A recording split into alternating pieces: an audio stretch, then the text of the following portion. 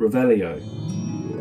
Do you want to win this Harry Potter themed mystery box? Stick around to the end of the video to know how. Loki has made plenty of deceptions and mistakes in the Marvel Cinematic Universe, but his biggest fans will probably prefer to call him mischievous. Hi, it's Kieran here at Raw Review, and maybe you are one of Loki's biggest fans, or maybe you just like Marvel in general. This video will definitely give you something to think about, or maybe even question everything you know about him. So here are some great Loki theories to raise your eyebrows. Here at number 5 is Loki forced Odin to calm down. In Thor Ragnarok, Hela tells us that Odin was a conqueror, an emperor, but suddenly stopped and became pacifist. With no further context, Odin's change of heart could seem sudden or even forced. But what if I told you we actually did get some more context in the first Thor film? The real reason Odin changed was Loki. When Odin found an abandoned baby in the battlefield, he finally learned the consequences of his actions. It's very likely that Thor was already born as well, so he empathised with this baby because he had his own baby at home. And at that very moment, he thought about how many babies, children and families must have died because of his conquests,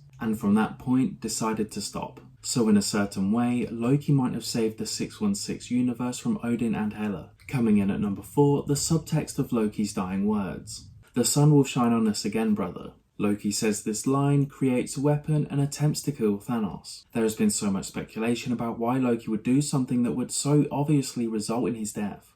And I think I might actually have the answer for you. I think Loki was giving Thor the idea of forging a new weapon to defeat Thanos, but saying it in a way that only Thor would understand. The sun he was referring to represents Nidavellir. When Thor wakes up on the Guardian's ship, the only thing on his mind is going to Nidavellir and forging Stormbreaker.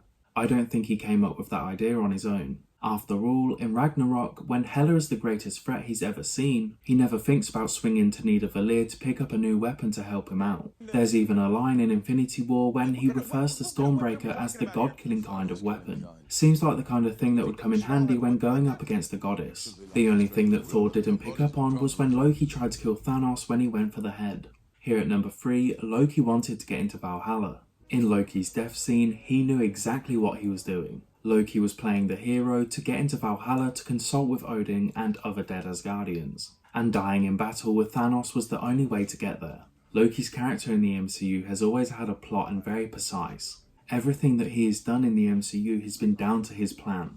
And to me, Loki's move against Thanos looks like a suicide, so it probably was. Loki of all people knows that a tiny knife isn't going to do much damage against an Infinity Stone wielding Thanos. This creates two options. Loki is stupid enough to think that his attack will work, or he knows it won't and he's intentionally setting himself up to die. Given Loki's history as a master manipulator, I think option B is the far more likely. So why would Loki want to die? To get into Valhalla. In order for an Asgardian to get into Valhalla, they must die in battle or a hero's death, which would explain why Loki couldn't just kill himself to accomplish his goals. Loki may not be Asgardian, but as a son of Odin, he would probably be eligible to enter Valhalla. He would just need to perish while fighting. That would explain why Loki did exactly what he did, making a lame attempt to strike Thanos down and then dying brutally at Thanos' hand. That was basically the quickest way to guarantee a one-way ticket to Valhalla. But why Valhalla? Because Odin is there. Although Odin himself didn't technically die in battle, he did die while exerting his power to imprison Hela. And that probably counts, I guess. It stands to the reason that if Valhalla exists, Odin is there along with a bunch of other dead Asgardians. Loki could be planning to visit Odin to get some advice on what to do with Thanos and how Thor can defeat him.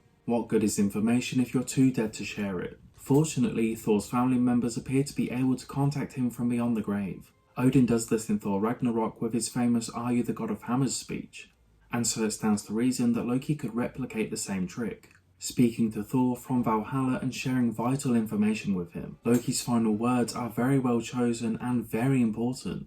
In that moment, Thanos is dead wrong when he tells Loki that he should have chosen his words more carefully. But that's the thing, Loki always chooses his words with the utmost care. When Loki says, "I, Loki, Prince of Asgard, Odin's son, the rightful king of Jotunheim, god of mischief, do hereby pledge to you my undying fidelity," as he looks directly at Thor. And it stands to reason that the pledge is meant for Thor, not Thanos. The key phrase here is undying fidelity, meaning that Loki's faithfulness to his brother will go beyond death, and that Loki will be helping him out even after he's had the life choked out from him. Even Loki's final taunt to Thanos is a clue. Loki's final words are directed at Thanos and they are, "You will never be a god." This could be Loki hinting at how he's going to help beat Thanos. No matter how powerful Thanos becomes, he won't ever be an Asgardian, and thus he wouldn't be able to access things like Valhalla that are built for gods. In other words, we as gods have an afterlife and you don't, and I'll be spending my time there plotting to kick your ass. Here at number 2, Loki's illusions are left-handed. Loki is actually right-handed. If you look in the movies, since Thor 1 to Avengers to Ragnarok, he wields everything in his right hand. Prime examples of this is that he holds his weapons with his right hand and even the scepter in Avengers with his right. There are 2 occasions when we see him using his left hand, well, that I found out anyway. Example 1 is when he fakes his own death in Dark World. We see him holding the dagger in his left hand for the entire scene. And the second example is when he tries to stab Thanos. So Loki's illusion uses the left hand because he's a mirrored version. So the Loki that was killed in the beginning of Infinity War was an illusion. And for the final theory of this episode, Thanos had a plan for Loki and Asgard. Thanos wanted the Infinity Stones and he knew that Odin and his kids are the greatest threat against his plans. He was biding his time, looking for the opportune moment to strike in order to make sure that they wouldn't get in his way. He possibly had the Mind Stone for a long while, and he planned ahead on how to get the others on minimal room for error. Thanos knew the Tesseract was on Earth after the events of Captain America First Avenger, but he knew that Midgard was watched over by Asgard, so he risked the wrath of Odin at his full power if he made an assault on Earth directly.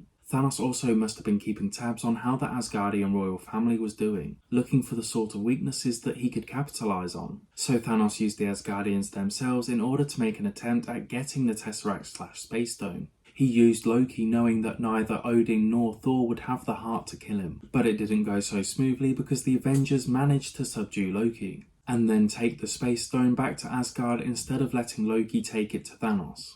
But the sibling rivalry between Thor and Loki was enough to upset Odin though. He lost Frigga and a lot of power, requiring him to go into Odin's sleep. He could no longer be around to hold back Hela from whatever dimension she had been banished to.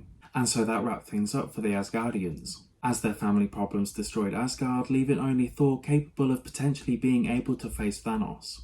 But not in the beleaguered and demoralised state that he was left in, especially after Thanos killed Loki. But Thanos didn't expect Thor to recover as quickly as he did. Thor meeting the Guardians by chance and then returning to Earth armed with Stormbreaker in time to stop Thanos for good.